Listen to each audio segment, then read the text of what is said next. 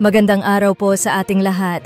Narito na ang pinakabagong update tungkol sa ating panahon at ang kasalukuyang sitwasyon ng bagyong si Marce.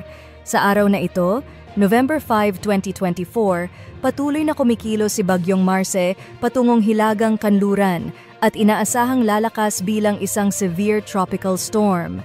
Sa kasalukuyan, ang bagyo ay nasa proseso ng pagbuo at inaasahang magiging isang typhoon bago ito lumihis patungong Kanluran.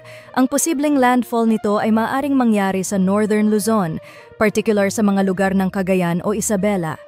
Sa kabila ng maliit na diametro ng bagyong ito, nakapagtala tayo ng mga mabagsik na hangin na dulot ng mabilis na paglakas nito. Dahil dito, pinapayuhan ang mga residente ng Northern at Extreme Northern Luzon na maging alerto at mag-ingat dahil ang bagyong ito ay maaaring magdulot ng malawakang pinsala sa mga lugar na daraanan nito. Inaasahan na makakalabas ito ng ating area of responsibility sa darating na Sabado. Ngayong araw, makakaranas na ng pag-ulan ang silangang bahagi ng Visayas at Mindanao dulot ng trough or extension ni bagyong Marce. Samantalang sa Northern Luzon, asahan ang maaliwalas na panahon dahil sa hanging easterlies na nagdudulot ng magandang lagay ng panahon sa Cagayan Valley, Aurora at Bicol Region kasama na ang Quezon Province. Sa mga natitirang bahagi ng bansa, inaasahang magiging makulimlim ang kalangitan na dulot ng localized thunderstorms. Mahalaga ring maging handa sa posibilidad ng malalakas na pag-ulan sa hapon at gabi kung sakaling magkaroon ng severe thunderstorms.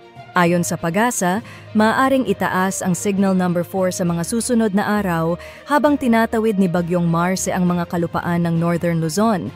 Dahil dito, nagiging maalon ang mga karagatan sa silangang bahagi ng bansa na nagdudulot ng panganib sa mga mangingisda at mga sasakyang pandagat.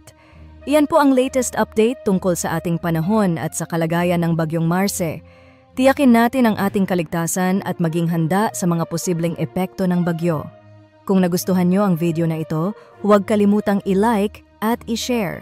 Mag-subscribe din po kayo sa aking channel at pindutin ang bell para sa mga susunod na weather updates. Maging maingat po tayo at sana ay ligtas tayong lahat.